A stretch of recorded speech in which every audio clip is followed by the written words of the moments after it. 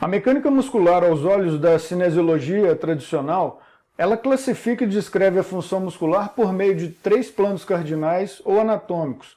E essa classificação traz muita confusão para a nossa realidade. Essa maneira de análise ela gera tanto mal-entendido com relação ao que um músculo faz ou pode fazer, que é necessário uma completa entrega de tudo que já foi estudado para que a gente possa realmente entender a função dos músculos. A maioria das aulas e livros de cinesiologia, ela descreve a função muscular baseada na relação de um músculo que é relacionado a um plano de movimento e assumindo uma única posição inicial, direção da resistência e ação concêntrica. Para analisar esse sistema e suas falhas, é necessário entender que a função de um músculo muda se o plano de movimento mudar, e que os músculos possuem mais de uma função a depender da necessidade do movimento. O músculo motor primário é conhecido por ser um músculo mecanicamente ótimo para produzir um movimento específico dentro de um plano específico em uma articulação. Porém, existe normalmente mais de um músculo motor primário para cada movimento específico. Um músculo pode ser um motor primário para mais de um movimento em uma articulação, como por exemplo o grande dorsal, que atua tanto na extensão do ombro quanto na rotação interna. O músculo motor primário ele pode não estar sendo sobrecarregado se a direção da resistência não for congruente com o plano de movimento. Como por exemplo, se fizermos o exercício voador em pé e ao invés de realizarmos o equipamento ou polias, fizermos com halteres, o músculo estará ativo, mas não significa que ele está sendo sobrecarregado. Por quê? A direção da resistência não é congruente ao plano de movimento.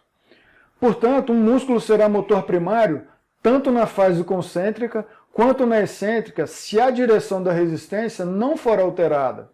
É dito erroneamente que um músculo possui funções primárias e secundárias, o que significa que um músculo age como motor primário em um movimento e como assistente ou estabilizador em outro. Um músculo motor primário ele pode não ser mecanicamente capaz de produzir um movimento durante toda a amplitude anatômica. E por essa razão, ele passa a responsabilidade para outro músculo motor primário dentro do plano que possui uma melhor vantagem mecânica naquele ponto da amplitude. Em articulações como o quadril e o ombro, por exemplo, a relação entre o músculo e o eixo pode mudar através da posição de outro eixo, como por exemplo, por meio da rotação longitudinal aqui no ombro.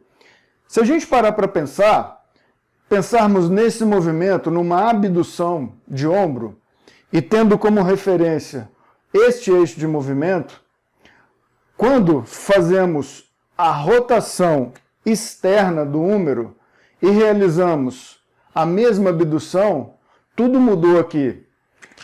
Quando a gente analisa no plano do movimento, que a gente está acostumado nos planos cardinais do movimento, quem faz a abdução é o deltoide médio.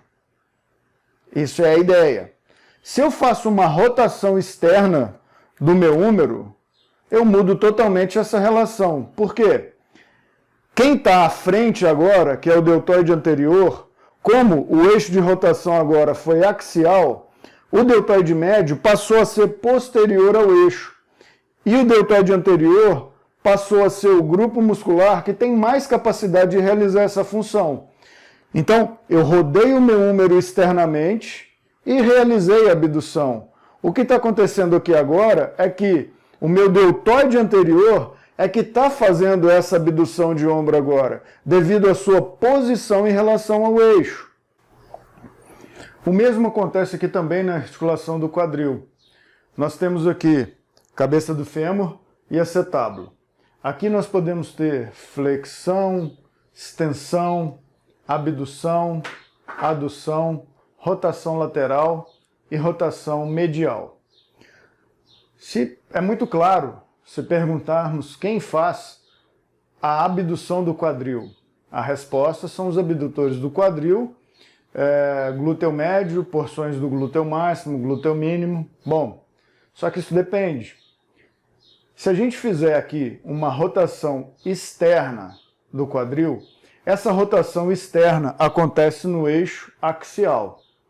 Se associarmos esse movimento a uma abdução do quadril, essa abdução do quadril acontece no plano frontal, no eixo antero-posterior.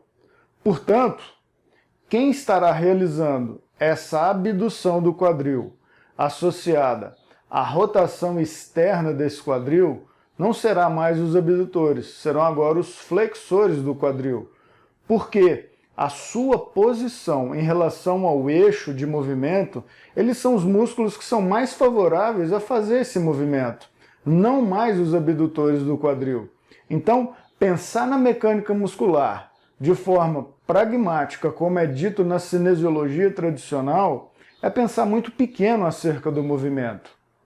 Um outro músculo que também inverte a sua função, a depender da posição do braço de momento em relação ao eixo, ou seja, qual músculo tem mais capacidade de realizar aquele esforço em relação ao posicionamento do seu eixo articular, é o piriforme.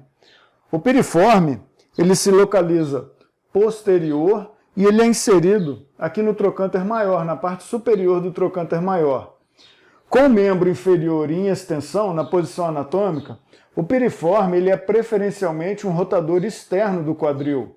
Só que, à medida que o quadril é fletido, a partir de aproximadamente 60 graus de flexão desse quadril, o piriforme inverte a sua função e passa a ser agora um rotador interno desse quadril.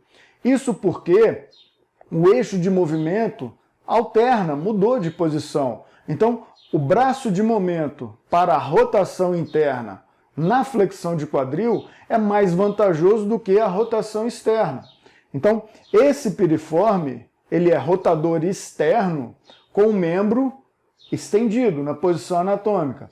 A partir do momento que a flexão acontece, a partir de 60 graus, esse piriforme não tem mais capacidade de fazer a rotação externa do quadril. Ele passa a ser um rotador interno. Isso é uma inversão de função. Veja aí no exemplo agora, nas imagens. Observe aí, com o membro em extensão, ele é um rotador lateral, um rotador externo do quadril. À medida que a flexão do quadril acontece, esse piriforme passa a ser agora um rotador interno, um rotador medial do quadril. Isso porque o seu eixo de movimento em relação à posição das suas fibras se altera. E o braço de momento, ora, é para a rotação externa e ora é para a rotação interna. Ou seja, é uma inversão da função muscular. Quando fazemos uma associação direta entre o músculo e o movimento, perdemos de vista o conceito da necessidade. O que foi necessário para realizar esse movimento? O cotovelo ele pode muito bem flexionar sem o envolvimento dos flexores do cotovelo. E é essencial mantermos o conceito da necessidade, a demanda, como o primeiro fator para identificarmos a participação muscular. Os planos usados para descrever o movimento não têm correlação com a função muscular. O músculo motor secundário, por exemplo, o que a gente considera como musculatura acessória, é um termo usado para descrever um músculo que foi menos eficiente em realizar um movimento específico, mas que tem um pequeno grau de habilidade mecânica para ajudar no movimento específico. O problema com este termo é que nunca foi dito qual é o momento em que um músculo deixa de ser primário e passa a ser secundário, ou seja, um músculo acessório. Isso insinua que um músculo tem menos importância para o movimento articular ou para o controle articular. Agonista, segundo o Collins English Dictionary, é definido como um músculo contraindo cuja ação é oposta por outro músculo. Isso descreve todos os músculos o tempo todo. Essa palavra ela foi originada do grego agon, que significa competidor. No aprendizado motor e em outros campos de estudo relacionados a ele, o agonista refere-se à fonte ou causa do movimento, porque durante uma flexão de cotovelo, por exemplo, numa rosca concêntrica com halter, os agonistas são os flexores do cotovelo. Porém, na extensão do cotovelo, ou seja, no retorno do movimento, o agonista é a gravidade, não é o tríceps braquial. O tríceps braquial não precisa fazer força para estender o meu cotovelo, porque está a favor da gravidade, o peso vai fazer isso. O antagonista é um músculo cuja contração concêntrica tende a produzir uma ação articular exatamente oposta do agonista. Antagonistas são sempre os desaceleradores. Se seguirmos esse pensamento, os antagonistas funcionam sempre excentricamente. Entretanto, no contexto acima, quando flexionamos o cotovelo durante uma rosca com halter, o antagonista é o tríceps. Quando estendemos o cotovelo, o antagonista é o bíceps. Consideraremos o agonista aquele músculo lutando contra a oposição, contra a resistência, independente da direção do movimento articular. Porém, nós precisamos entender os dois contextos e sermos capazes de distinguir ambos, além de estarmos prontos para dizer qual classificação estamos usando para evitar confusão. O estabilizador é normalmente definido como um músculo que sustenta ou apoia uma articulação para que um outro músculo ativo tenha base firme sobre a qual puxar. Porém, o estabilizador pode ter muitas funções. Um músculo que pode mover uma articulação pode também estabilizar a mesma. Isso é uma questão da organização da tensão relativa necessária. E como que um músculo estabiliza? Isso não acontece num passe de mágica.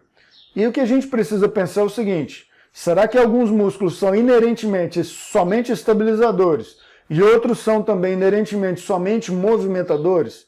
Será que cada um deles possui somente um tipo de trabalho? A identificação do papel que um músculo vai realizar tem transformado muitas vezes classificações incorretas.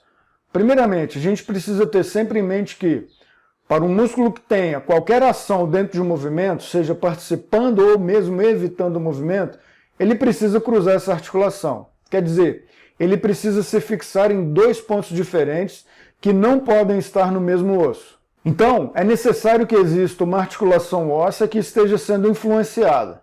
Não existe nenhum músculo que se fixe com duas inserções no mesmo osso. Porque se isso acontecesse, esse não teria habilidade nenhuma de fazer nada. A palavra cruzar pode ser confuso porque alguns músculos não aparentam atravessar a articulação que eles influenciam. Por exemplo, o isquiotibial no quadril. Porém, em cadeias fechadas constritas vão criar uma exceção. Um músculo que pode mover uma articulação pode estabilizar a mesma articulação e vice-versa. Isso é somente uma questão de orquestração dos relativos torques necessários.